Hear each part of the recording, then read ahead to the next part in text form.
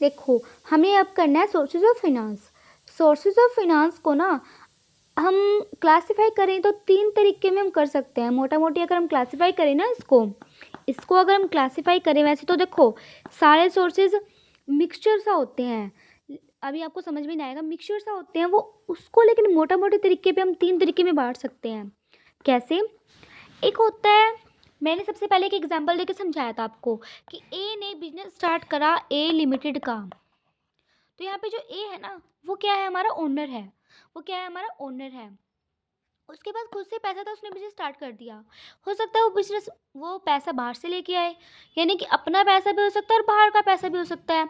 तो इस बेसिस पे हम ना ओनरशिप, इसको बोल सकते हैं हम ओनरशिप, कि ओनरशिप के बेसिस पे हम हमारे सोर्सेज ऑफ फाइनेंस हो सकते हैं। ओन क्या होता है? ओन मतलब मालिक, मालिक होना किसी का। ओनरशिप मतलब मालकियत के बेसिस पर हमारे 2 तरीके से हो सकते हैं सोर्सेज। कैसे? एक खुद के, एक बाहर का। ऐसे लिख लो आप, खुद का एक बाहर का। जो खुद का होता है पैसा उसको बोलते हैं हमारा ओन फंड, या फिर ओनर के फंड बोल सकते हैं हम। ठीक है, ओनर के फंड इक्विटी भी बोल सकते हैं इसको, बट अब ऐसा बोले ओनर के फंड खुद के, बाहर से जो आएंगे ना उसको बोलते हैं बोरो करना, यानी कि उधार लेना। उधार तो भी, बोरो करना क्या होता है? उधार लेना। या तो खुद के पैसे आएंगे या फिर बोरो करके आएंगे। समझ आया कि क्लासीफाई अगर हम करें ओनरशिप के बेसिस पर, किसके बेसिस पर? ओनरशिप के बेसिस पर, तो दो तरीके से हो सकते हैं, ओनर के खुद के फंड या फिर बोरोड फंड, या फिर बोरोड फंड, ऐसे हो सकते हैं। अब एक होता है पीरियड के बेसिस पर। पीरियड मतलब टाइम, पीरियड कहो, टाइम पीरियड कहो, पीरियड कहो, टर्म कहो, टाइम कहो।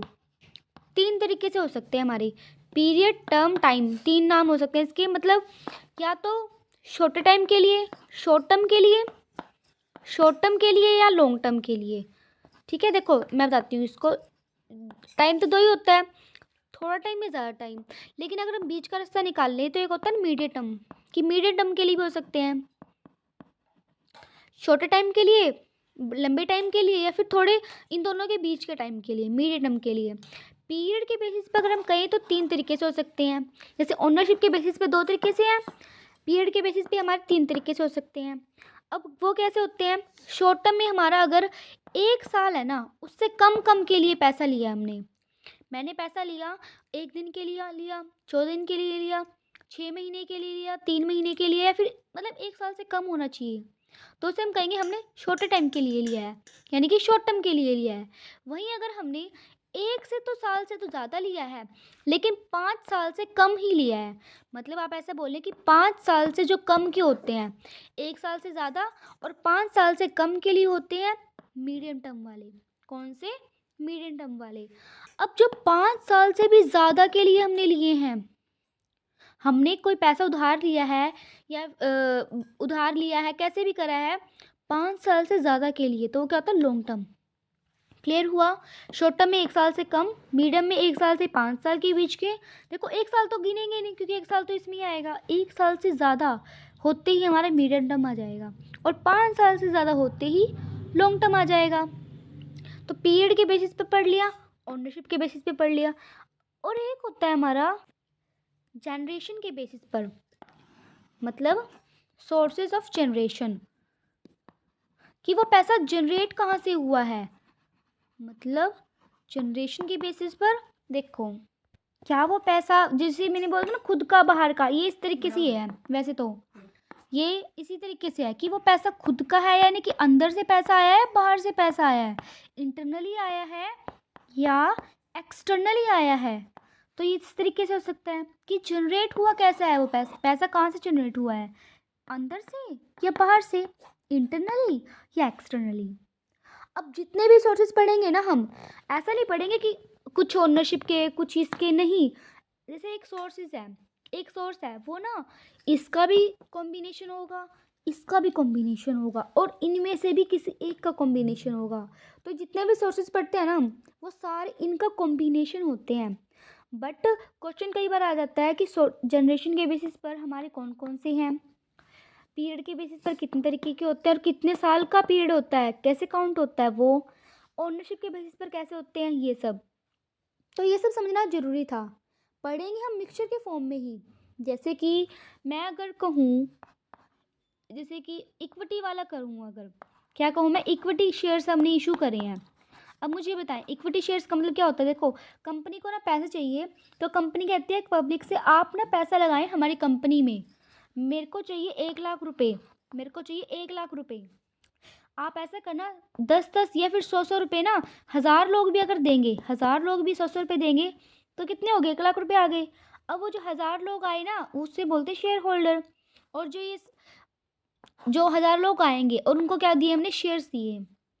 जो शेयर, देखो शेयर क्या होता है, हिस्सा। कहता है ना चीज़ें शेयर करो, शेयर मतलब बांटो। तो हमने अपनी कंपनी का कुछ हिस्सा बांट दिया है। सिंपल सी बात है, हमने अपनी कंपनी का कुछ हिस्सा, मतलब उसमें जो हक है, आप ऐसा कर सकते हैं, हक, जो कंपनी का हक है ना चलाने का, वो हमने बांट लिया है। जिनसे बांटा है, कैसे बांटा है, शेयर्स इशू करके, इक्विटी शेयर्स। अब हक बांटा है, यानी कि वो भी एक तरह से ओनर हो गए, मालिक हो गए वो भी एक तरीके से। तो ये ओनर वाले फंड हुए। आप ऐसा ना कहना बोरो, क्योंकि बोरो, देखो बोरो होता है उधार लिया, इनसे हमने उधार नहीं लिया है, ये हमारी कंपनी खुद की हो गया है, इन्होंने कंपनी में पैसा लगाया है और ये अब मालिक हो गए हैं, उसके ओनर हो गए हैं। तो ओनर वाले फंड में आएगा इक्विटी शेयर्स। साथ ही साथ जो इक्विटी शेयर्स होते हैं ना, ये लंबे टाइम के लिए होते हैं। कभी जैसे आप कहेंगे हमने कभी सुना नहीं इक्विटी शेयर्स। जो भी आप शेयर्स लेते हैं ना किसी भी कंपनी के, नॉर्मल तौर पर अगर हम बात करें, जो जनरली बात करते हैं, अगर आपने कहा मैंने शेयर्स लिए हुए हैं, किसी का सुनते हैं कि उसने शेयर लिए हुए हैं, वो कौन से शेयर होते हैं, वो इक्विटी शेयर ही होते हैं। कौन से शेयर होते हैं, वो इक्विटी शेयर। क्योंकि ना वो शेयर ऐसे होते हैं जो परमानेंट होते हैं, कंपनी को उनको लौटाने की जल्दी नहीं है, कंपनी को मन हुआ लौटा देगी वरना नहीं। मतलब एक बंद होने पर भी उसको सबसे लास्ट में मिलते हैं, यानी कि एक परमानेंट सोर्स है। कौन सा सोर्स है, ये परमानेंट सोर्स है, ये भी याद रखना, यानी कि ये लॉन्ग टर्म वाला सोर्स हो गया। तो देखो दो को चीज़ों का कॉम्बिनेशन हुआ ना, इसे समझाया है, भी आगे और भी आएगा। ये इक्विटी शेयर्स में बहुत चीज़ें समझाऊंगी, बट समझाने के लिए था ये कि कोई भी एक सोर्स होएगा ना, वो खाली एक इनका कॉम्बिनेशन नहीं होता, इनका इसका एक का नहीं होता, वो इन तीनों का कॉम्बिनेशन होता है।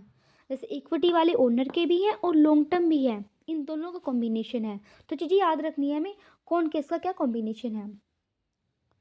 बाकी सोर्सेज हम नेक्स्ट वीडियो से स्टार्ट करेंगे अच्छे से।